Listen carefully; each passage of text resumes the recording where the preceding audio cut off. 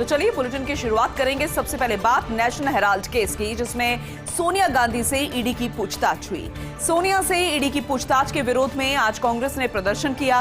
कांग्रेस ने देश भर में पेशी के खिलाफ विरोध प्रदर्शन किया। इस विरोध प्रदर्शन पर 75 कांग्रेसी सांसदों को पुलिस ने हिरासत में ले लिया, उन्हें डिटेन किया गया। मुख्यमंत्री अशोक गहलोत, मल्लिकार्जुन खड़गे, शशि थरूर, अजय माकन, पी चिदम्बरम समेत बड़े कांग्रेस नेताओं को हिरासत में लिया गया। यूथ कांग्रेस कार्यकर्ताओं ने दिल्ली के शिवाजी ब्रिज पर ट्रेन को रोक दिया। वहीं मुख्यमंत्री अशोक गहलोत ने कहा कि सरकार को अपने व्यवहार पर शर्म आनी चाहिए। ईडी घर जाकर भी सोनिया गांधी का बयान ले सकती थी, जैसा पहले भी होता आया है, लेकिन सरकार के कानून विपक्ष के लिए बदल जाते हैं। गिरफ्तारी के विरोध में कांग्रेस नेता शशि थरूर ने कहा, यह अन्याय हो रहा है और अन्याय की राजनीति नहीं होनी चाहिए। तो दरअसल आज सोनिया गांधी को पेश होना था ईडी के सामने। तमाम अधिकारियों ने कई सवाल जवाब किए। 3 घंटे तक की पूछताछ चली, लेकिन इस दौरान एक वाकया ये सामने आया कि कांग्रेसी सांसदों को पुलिस ने हिरासत में ले लिया, क्योंकि विरोध प्रदर्शन कर रहे थे। कुल 75 कांग्रेसी सांसदों को पुलिस ने हिरासत में लिया। हालांकि पूरे देश भर से तस्वीरें सामने आई। राजस्थान में भी प्रदर्शन किया गया। दिल्ली में दिग्गज जुटे। मुख्यमंत्री अशोक गहलोत, मल्लिकार्जुन खड़गे, शशि थरूर, अजय माकन, पी चिदम्बरम समेत बड़े कांग्रेस नेताओं को हिरासत में लिया गया। यूथ कांग्रेस कार्यकर्ताओं ने दिल्ली के शिवाजी ब्रिज पर ट्रेन को रोक दिया। उनका प्रदर्शन था ईडी के खिलाफ। वहीं मुख्यमंत्री अशोक गहलोत ने यह भी कहा कि सरकार को अपने व्यवहार पर शर्म आनी चाहिए। ईडी घर जाकर सोनिया गांधी का बयान ले सकती थी, क्योंकि पहले भी सोनिया गांधी ने अपनी तबीयत का हवाला दिया था, और ऐसे में जब तबीयत खराब थी तो ईडी को घर जाना चाहिए था, जैसा पहले भी होता आया है। लेकिन सरकार के कानून विपक्ष के लिए बदल जाते हैं। गिरफ्तारी के विरोध में कांग्रेस नेता शशि थरूर ने भी कहा कि यह अन्याय हो रहा है और अन्याय की राजनीति नहीं होनी चाहिए।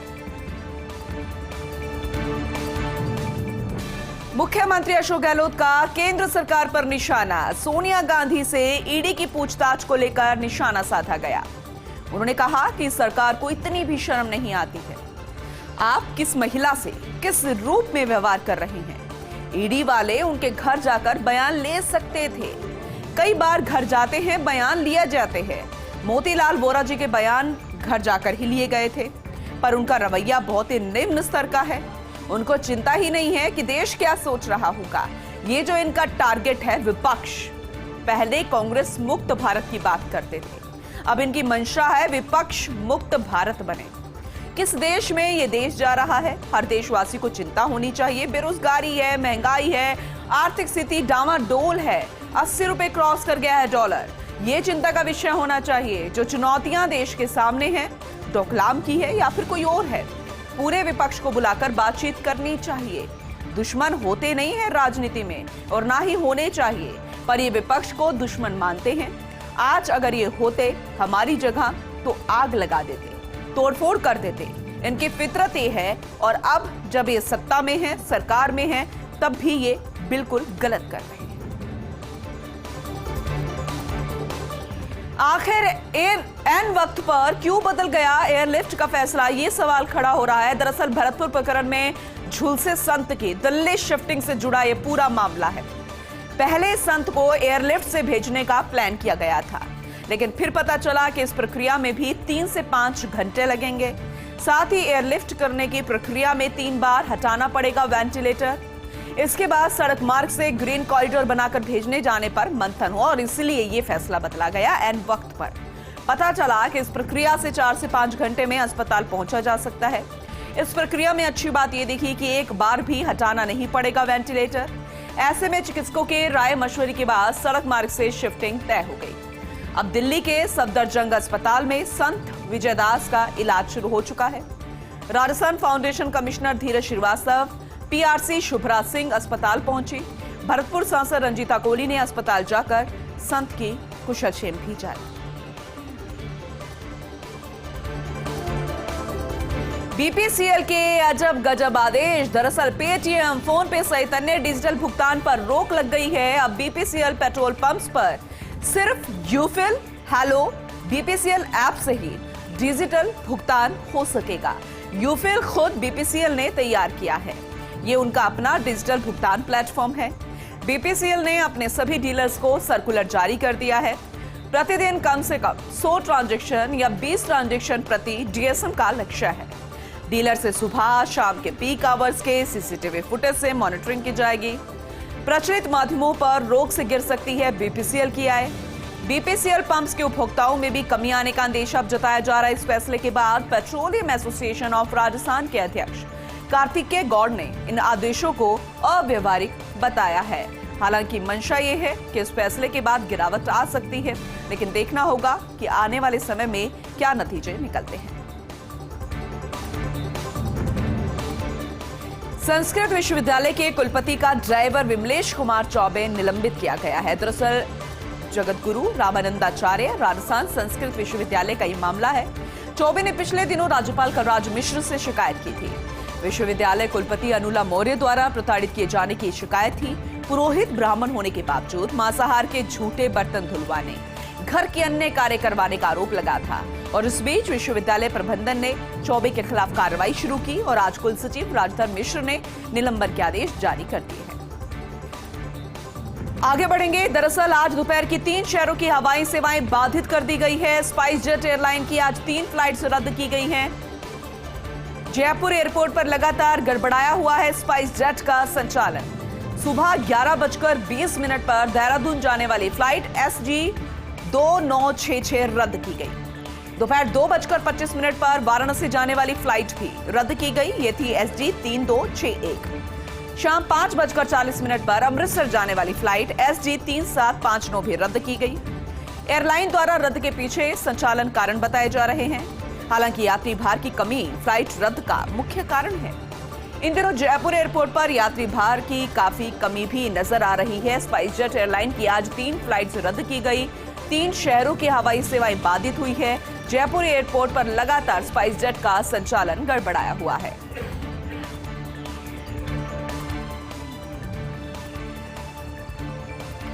तो आज दोपहर के 3 शहरों की हवाई सेवाएं बाधित हो गई है। शाम 5:40 पर अमृतसर जाने वाली फ्लाइट रद्द हुई। संचालन कारण बताए जा रहे हैं, इसीलिए हवाई सेवाएं बाधित हुई है। लेकिन अगर मुख्य कारण की बात करें तो यात्री भार सबसे ज्यादा मुख्य कारण माना जा रहा है। यात्री भार की कमी होना सबसे बड़ा मुख्य कारण है। वहीं जयपुर एयरपोर्ट पर कस्टम्स की कार्रवाई। आज फिर से एक यात्री से सोना पकड़ा गया है। कस्टम कमिश्नर राहुल नागरे के निर्देशन में ये कार्रवाई हुई। एयर इंडिया एक्सप्रेस की फ्लाइट से जयपुर पहुंचा था ये यात्री। बीती रात करीब 10:45 पर दुबई से पहुंचा था राजधानी जयपुर। एक्सरे जांच के दौरान यात्री के हैंड बैगेज से बरामद हुआ सोना। असिस्टेंट कमिश्नर भारत भूषण अटल के नेतृत्व में टीम ने सोने को पकड़ा है। किसी दूसरे साथी के कहने पर सिर्फ 5,000 रुपए में यात्री सोना लेकर आया। 151 ग्राम सोने का बाजार मूल्य लगभग 7,82,180 रुपए बताया जा रहा है। कस्टम अधिकारी यात्री से फिलहाल अभी पूछताछ करने में जुटे हुए हैं, लेकिन सिर्फ 5,000 रुपए में ये सोना यहां पर लेकर आ गया। जयपुर एयरपोर्ट पर कस्टम की कार्रवाई आए दिन हो रही है और एक बार फिर से एक और कार्रवाई की गई। सोना पकड़ा गया है। कस्टम कमिश्नर ने यह कार्रवाई की है। एयर इंडिया एक्सप्रेस की फ्लाइट से जयपुर पहुंचा था यात्री, ये फिलहाल जानकारी मिल रही है। करीब 10:45 पर दुबई से राजधानी जयपुर पहुंचा। एक्सरे जांच किया गया तो यात्री के हैंड बैगेज से सोना बरामद हुआ है।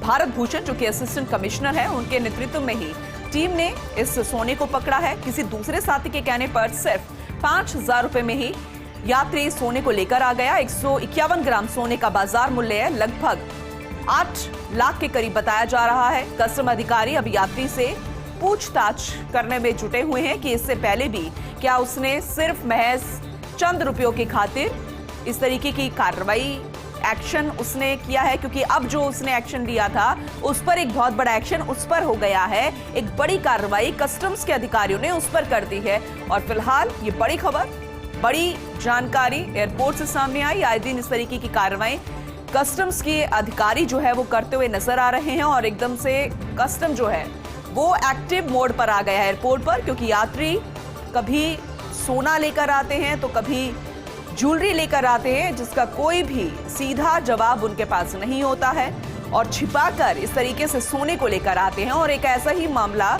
एक बार फिर से सामने आया। एक यात्री जो कि दुबई से जयपुर पहुंचा था और उसके पास से सोना बरामद हुआ। खनन माफिया की अब खैर नहीं है। दरअसल अवैध खनन रोकने के लिए राजस्थान पुलिस अब और ज्यादा सक्रिय हो जाएगी।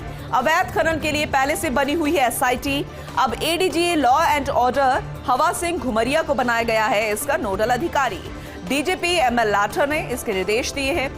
जीरो टॉलरेंस के साथ अवैध खनन की शिकायतों पर एक्शन लिया जाएगा। यानी कि पहले से जो एक्टिव मोड में था, लेकिन फिर भी लगातार इस तरीके की शिकायतें सामने आ रही थी, अब जीरो टॉलरेंस के साथ अवैध खनन की शिकायतों पर एक्शन किया जाएगा। खनन माफियाओं की अब खैर नहीं है और ज्यादा एक्टिव मोड में अवैध खनन रोकने के लिए राजस्थान पुलिस सक्रिय हो जाएगी। ये अहम जानकारी फिलहाल सामने आई।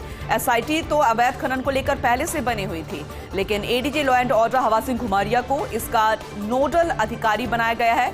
डीजीपी एमएल लाठर ने इसे लेकर निर्देश दिए हैं। तो ये बड़ी खबर, जीरो टॉलरेंस के साथ अवैध खनन की शिकायतों पर अब एक्शन लिया जाएगा। मर्जी से नहीं हुआ तबादला, अब निरस्त कराने की कवायद। दरअसल परिवहन विभाग में कल आई तबादला सूची का पोस्टमार्टम किया गया। कुछ परिवहन निरीक्षक और उप निरीक्षकों की मनमाफिक पोस्टिंग नहीं हुई है। कुछ ऐसे भी थे जो यथावत रहना चाहते थे लेकिन रह नहीं पाए। अब तबादला निरस्त कराने के लिए फिर से हर संभव प्रयास शुरू किए गए हैं। ऐसे में जल्द आ सकती है निरीक्षक और उप निरीक्षक की संशोधित तबादला सूची।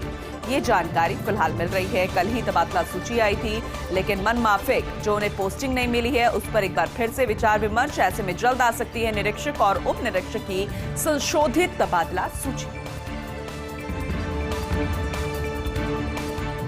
तो मर्जी से तबादला नहीं हुआ है, निरस्त कराने की कवायद यहां पर की जा रही है। निरीक्षक और उप निरीक्षक की संशोधित तबादला सूची आ सकती है। परिवहन विभाग में दरअसल कल तबादला सूची आई थी। कुछ परिवहन निरीक्षक और उप निरीक्षकों की मनमाफिक पोस्टिंग नहीं हुई और इसलिए इसे संशोधित करके फिर से सूची जारी की जा सकती है। रोडवेज के बाद अब निजी बसों में भी रीट आवेदकों को मुफ्त यात्रा मिलेगी। रीट परीक्षा से जुड़ी अब तक की बड़ी खबर, अब निजी बसों में भी रीट अभ्यर्थियों को मुफ्त यात्रा की सुविधा मिलेगी। परीक्षा से एक दिन पहले और एक दिन के बाद अधिग्रहित निजी बसों में यात्रा मुफ्त रहेगी। प्रदेश भर में निजी बसों में मुफ्त यात्रा कर सकेंगे अभ्यर्थी। परिवहन विभाग के प्रस्ताव को सरकार ने मंजूरी दे दी है। पहले सिर्फ सरकारी बसों में था, लेकिन अब निजी बसों में भी उन्हें मुफ्त यात्रा की सुविधा मिलेगी। 23 और 24 तारीख को परीक्षाएं हैं और अभ्यर्थियों को ये मुफ्त यात्रा की सुविधा मिली है, क्योंकि दूर दूर सेंटर्स आते हैं। सरकारी बसों के अलावा निजी बसों में भी ट्रैवल करते हैं अभ्यर्थी और ऐसे में काफी परेशानियों का सामना करना पड़ता है जो दूर दराज से गांवों से आते हैं। लेकिन ये सुविधा फिलहाल परिवहन विभाग ने दी है और ये जो प्रस्ताव था उस पर मुहर लग गई है। रीट परीक्षा से जुड़ी हुई यह अहम जानकारी अभ्यर्थियों के लिए, अच्छी खबर अभ्यर्थियों के लिए जिन्हें निजी बसों का सहारा लेना पड़ता है। सरकारी बसों के अलावा निजी बसों का भी सहारा लेना पड़ता है, क्योंकि एक जगह से दूसरी जगह जाने पर निजी बसों का इस्तेमाल भी होता है, सरकारी बसों का भी इस्तेमाल किया जाता है। अभ्यर्थी क्योंकि सेंटर सिर्फ उसी जगह पर ही नहीं जहां वो रहते हैं, बाहर भी आते हैं और ऐसे में अब मुफ्त यात्रा की सुविधा सिर्फ सरकारी बसों में नहीं, निजी बसों में भी मिलेगी। सोशल मीडिया पर वायरल हुआ एक दिलचस्प वीडियो। दरअसल कमाई में बराबर का हिस्सा नहीं मिला तो रोता हुआ दिख रहा है सहायक वनपाल विभाग के आला अधिकारियों को रोते हुए पीड़ा सुनाई जा रही है। ये वीडियो वायरल हो गया है। टोंक जिले के निवाई रेंज का ये मामला बताया जा रहा है। संजय वन क्षेत्र से पेड़ कटवाकर वन कर्मियों ने बेच दिए। कोयला व्यापारी को बिना किसी अनुमति के ये लकड़ियां बेच दी गई। अगर लकड़ियों की नीलामी तो वन विभाग को होती 20 लाख रुपए की आय, लेकिन वन कर्मियों पर मिलीभगत कर 5 लाख रुपए में लकड़ियां बेचने का आरोप है। हालांकि फर्स्ट इंडिया इस वायरल वीडियो की पुष्टि तो नहीं करता, लेकिन जिस तरीके से ये वीडियो वायरल हुआ है, बेहद दिलचस्प ये वीडियो है और ये अब सोशल मीडिया पर जमकर वायरल हो रहा है।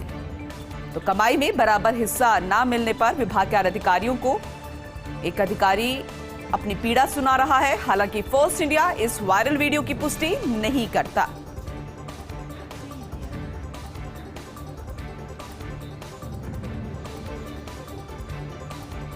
तो लकड़ियों की अगर नीलामी होती है तो वन विभाग की 20 लाख रुपए की आय होती, लेकिन वन कर्मियों पर मिलीभगत कर 5 लाख रुपए में ही लकड़ियां बेचने का आरोप लगा है।